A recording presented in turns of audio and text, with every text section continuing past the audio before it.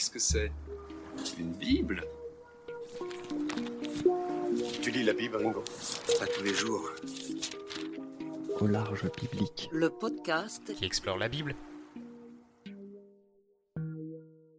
Bienvenue à toutes et à tous sur Au large biblique, le podcast qui explore la Bible pour cette nouvelle émission consacrée à Rebecca. Ce n'est pas le personnage biblique le plus célèbre de la Bible et du livre de la Genèse. Pour mémoire, Rebecca est l'épouse d'Isaac, le fils d'Abraham, et la mère d'Ésaü et de Jacob Israël. Rebecca en hébreu Rivka signifie génisse, symbole de jeunesse et de fertilité. D'autres femmes bibliques portent un nom animalier. Déborah signifie l'abeille, Léa la vache, Rachel la brebis. Pour d'autres, l'étymologie du nom Rebecca proviendrait d'une racine sémitique signifiant attacher fermement ou piéger, prendre au piège, capturer. Certains commentaires associent ce nom à la beauté captivante de la jeune Rebecca, tandis que d'autres voient en ce nom le rôle que va jouer Rebecca en tirant les ficelles du destin, à moins qu'elle ne soit elle-même prise au piège des relations rivales de son époux et de ses enfants. Avec ces diverses définitions transparaissent aussi divers points de vue et interprétations donnés à cette figure biblique, entre la jeune fille volontaire, l'épouse trahie et la mère manipulatrice. Il faut dire que sa perspicacité et son habileté surpassent de loin le caractère offert à son époux Isaac, assez effacé. Ainsi, comme nous l'entendrons, la matriarche est présentée comme le personnage central et le point focal majeur de ces chapitres 24 à 27 du livre de la Genèse. Puisant dans des traditions diverses, l'ultime rédacteur en fait l'indispensable figure charnière entre l'histoire d'Abraham et celle de Jacob. Comment est né ce personnage littéraire complexe? Dans cet épisode, nous allons aborder les 3 naissances de Rebecca. Celle de cette émission, ce qui a motivé le choix de Rebecca. Ensuite, la naissance du personnage littéraire avec l'histoire de sa rédaction. Enfin, la naissance de Rebecca rapportée par le récit lui-même dès le chapitre 22.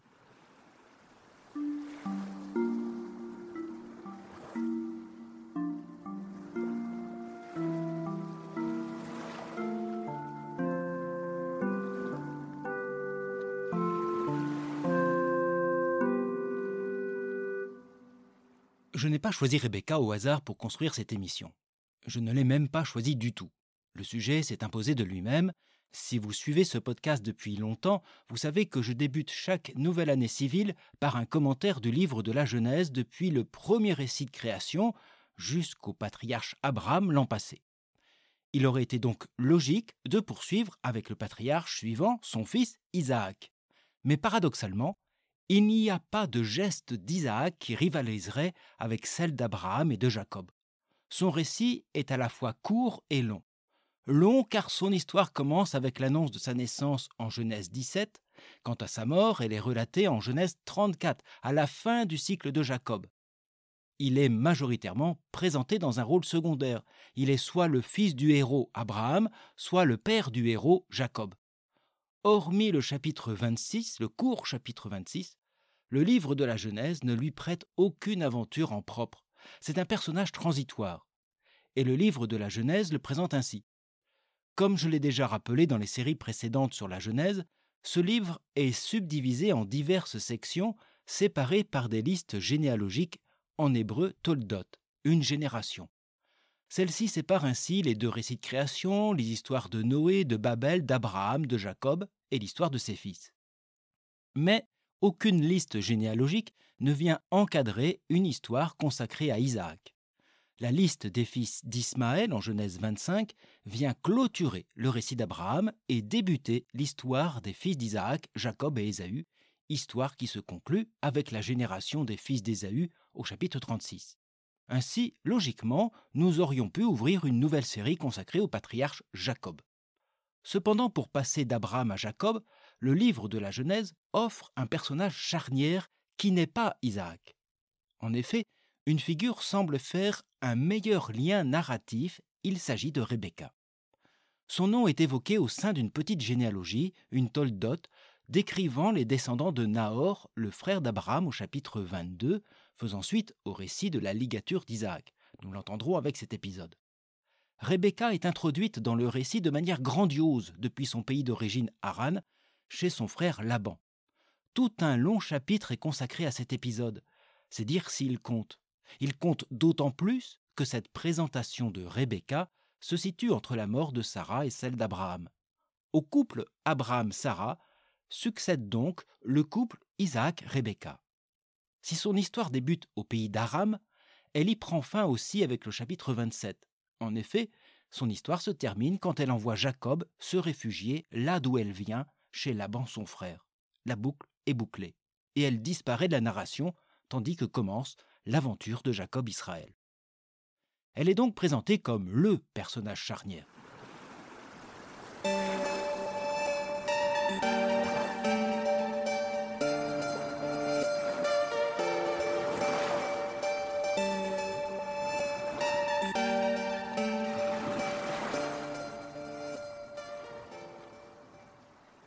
Mais pourquoi le rédacteur a-t-il préféré faire de Rebecca le personnage charnière de cette section du livre de la Genèse et non Isaac ? Rappelons d'abord qu'à l'origine, au cours de la période royale entre le XIe et le VIIe siècle avant Jésus-Christ, les patriarches Abraham, Isaac et Jacob représentaient des figures indépendantes, sans lien familial.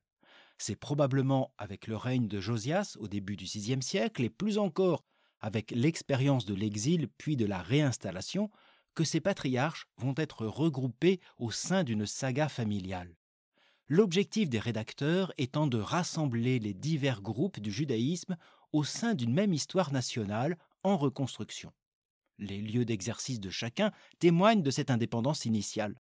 L'action d'Abraham se déroule essentiellement autour d'Hébron, celle de Jacob plus au nord, à Sichem, et celle d'Isaac tout au sud, à Beer-Sheva. De même, si les prophètes de Yahvé au temps des rois évoquent souvent la figure de Jacob, celle d'Abraham est plus rare et celle d'Isaac quasi inexistante. Comme je l'ai dit peu avant, Isaac joue le plus souvent un rôle secondaire, celui de fils soumis à Abraham ou de père trompé par ses fils. Les récits auxquels il est associé mettent surtout en avant le rôle de son épouse, Rebecca. C'est elle qui a en main le destin de la descendance d'Abraham et de l'héritage de sa bénédiction. Un thème important sur lequel nous reviendrons au cours de ces épisodes. De fait, c'est grâce à Abraham, le béni de Dieu, qu'apparaît Rebecca, et c'est grâce à elle que Jacob deviendra le bénéficiaire de la bénédiction divine. C'est en cela qu'elle est le personnage charnière et à ses côtés son époux Isaac. Je n'ai donc pas choisi Rebecca en raison d'un thème lié à son genre féminin ou en raison d'un obscur choix personnel. C'est le récit qui nous l'impose, comme elle-même fut imposée, si je puis dire, à Isaac. Dans la tradition juive, Rebecca est perçue comme une femme de foi, de sagesse, de détermination. Elle sait faire preuve d'intelligence et de sagacité. Cependant, on ne sait parfois si son rôle est positif ou négatif. Agit-elle de manière intéressée ou providentielle ? Se révèle-t-elle une épouse aimante ou calculatrice ? Une bonne ou une mauvaise mère ? En réalité, nous verrons que ces décisions sont aussi déterminées par les postures de son époux et ses enfants. Le rôle de Dieu dans cette histoire, bien que peu présent, sera également déterminant pour comprendre les initiatives de Rebecca. À l'image des autres matriarches, notre héroïne n'a rien d'un personnage lisse qui ne serait qu'une épouse et qu'un ventre. Du moins, il n'a pas été construit et rédigé ainsi. Le rédacteur a souhaité en faire la figure majeure de ces chapitres à partir de traditions diverses.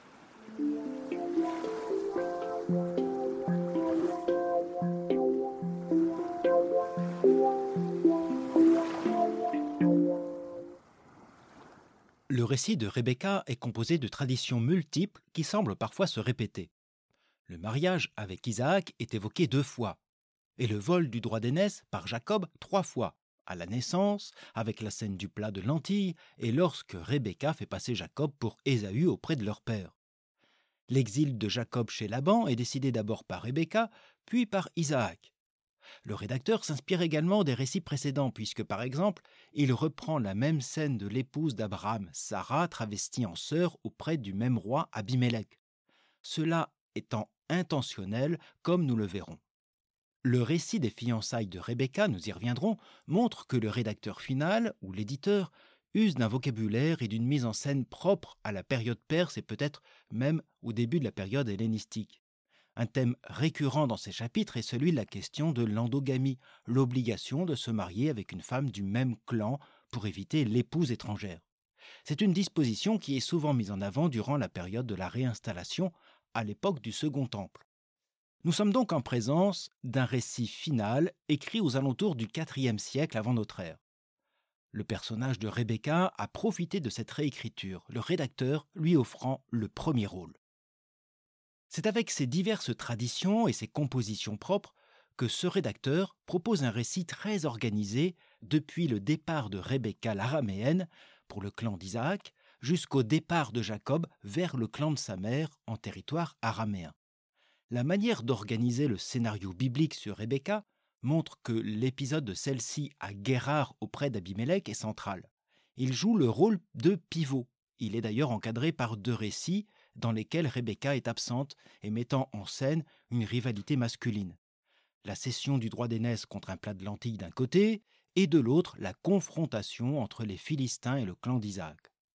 De même, à l'oracle sur le destin des enfants jumeaux Ésaü et Jacob répond de manière effective la substitution du cadet à l'aîné avec le vol de la bénédiction. Je vous ai mis en note l'organisation de ce récit. Tout cela pour montrer que cette histoire autour de Rebecca répond à une logique narrative que nous allons découvrir avec ces différents épisodes. Depuis l'arrivée quasi triomphale de la fiancée d'Aram jusqu'à sa disparition énigmatique. En effet, le livre de la Genèse ne rapporte pas la mort de Rebecca.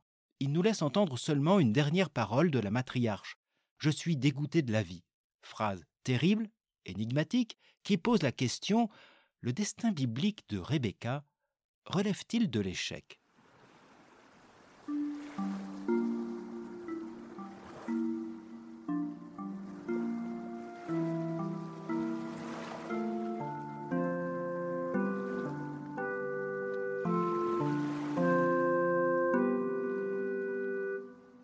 Mais commençons par le début, le tout début, le moment où le livre de la Genèse évoque Rebecca pour la première fois. Le passage se situe au chapitre 22, juste après l'épisode de la ligature d'Isaac. Il commence d'ailleurs avec la même expression, « après ces événements ». Or, après ces événements, on annonça à Abraham « Voilà que Milca, elle aussi, a donné des fils à ton frère Nahor, Uz, son premier-né, Bouz, son frère, Kemuel, père d'Aram, Kesed, Hazo, Pildash, Yildaf et Bethuel. Bethuel engendra Rebecca. Ce sont les 8 que Milca donna à Nahor, le frère d'Abraham. Sa concubine nommée Reuma eut aussi des enfants, Teva, Gaham, Tahash et Maaka. Je ne vais pas rappeler le rôle de ces généalogies qui servent à ouvrir un nouveau chapitre au livre de la Genèse. Cependant, ici, cette liste des descendants du frère d'Abraham offre également d'autres explications. D'abord, cette généalogie rappelle celle du père d'Abraham, Téra, où l'on appelait le nom de son frère Nahor, mais aussi celle de son épouse Milca qui, selon le chapitre 11 de la Genèse, est aussi la fille du 3e frère, Haran, et donc la nièce de Nahor et d'Abraham. Ces 2 généalogies viennent encadrer les 2 grands volets de l'histoire d'Abraham à Abraham, avant les chapitres conclusifs qui raconteront la mort de Sarah et celle d'Abraham, mais aussi l'avènement du couple Rebecca-Isaac. Comme le dit André Ouénin dans son commentaire, les 12 fils du frère d'Abraham, sans compter ses petits-enfants, viennent en contraste avec les 2 seuls fils d'Abraham qu'il a eus dans sa vieillesse, de 2 femmes différentes. Ceci relance la question de la postérité d'Abraham, à qui son Dieu a promis une descendance plus nombreuse que les étoiles du ciel. Abraham n'a en cet instant que 2 fils, et notamment Isaac, désigné par Dieu comme héritier de la promesse divine. S'il y a une descendance nombreuse à attendre, cela devra advenir par Isaac. La liste des descendants de Nahor comporte le nom de sa petite-fille, par Bethuel, Rebecca. Elle est au centre de cette généalogie. Elle termine ainsi la liste des enfants de Nahor par Milca, tous 2 de la lignée de Téra, le père d'Abraham. Et après elle débute la liste des enfants de la concubine de Nahor. Le lecteur peut être intrigué par cette mention. Elle est la seule à être mentionnée parmi les enfants de Bethuel. Il n'est pas question de son frère que le même rédacteur mettra en scène au chapitre 24, Laban. Et ce n'est pas anodin. Rebecca est mentionnée sitôt Isaac délié de ses liens avec son père Abraham. l'homme peut désormais quitter son père et devra quitter malgré lui sa mère avec son décès raconté dans l'épisode suivant. En évoquant ici Rebecca, le rédacteur commence déjà à planter le décor, le cadre narratif. Pour trouver son autonomie vis-à-vis de ce père et de sa mère, il lui restera à s'attacher à une épouse qui pourrait bien être Rebecca. Mais il est possible aussi de percevoir un autre lien. Avec l'épisode de la ligature ou du sacrifice, Isaac est désormais libéré d'un lien, ou plutôt Abraham a renoncé à une mainmise sur son fils. Je vous renvoie à l'épisode consacré à ce passage. Or, ici, Rebecca se retrouve dans les mailles d'une descendance, d'une caste familiale. Le texte suggérerait-il déjà que Rebecca aurait aussi besoin de s'en détacher pour vivre son destin? Si Isaac est délié, Rebecca demeure-t-elle liée? Devra-t-elle quitter son pays, sa parenté, pour un époux et une terre qu'elle ne connaît pas? Ce sera le sujet de notre prochain épisode. En tout cas, en apposant cette généalogie au récit de l'Akéda, la ligature, le rédacteur entreprend déjà de réunir ces deux destins héritiers d'Abraham.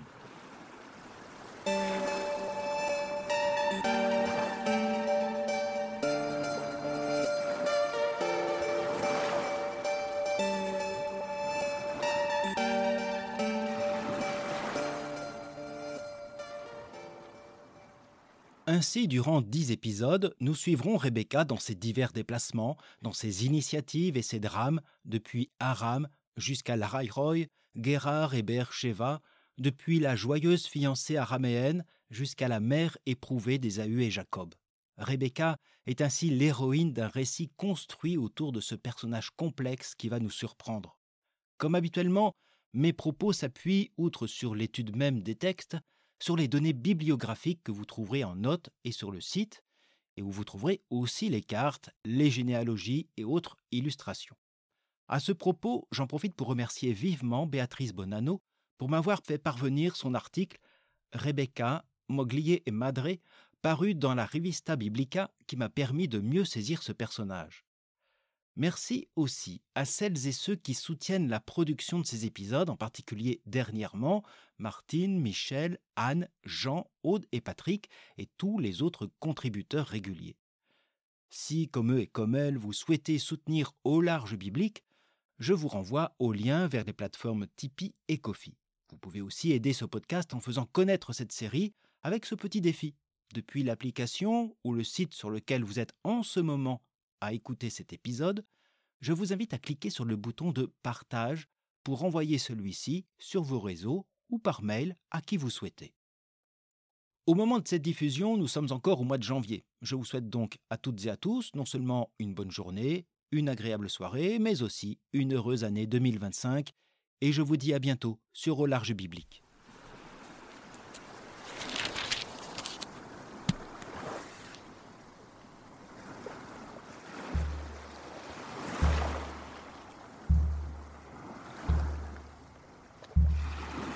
Au Large Biblique est un podcast créé et animé par François Bessonnet, prêtre et bibliste.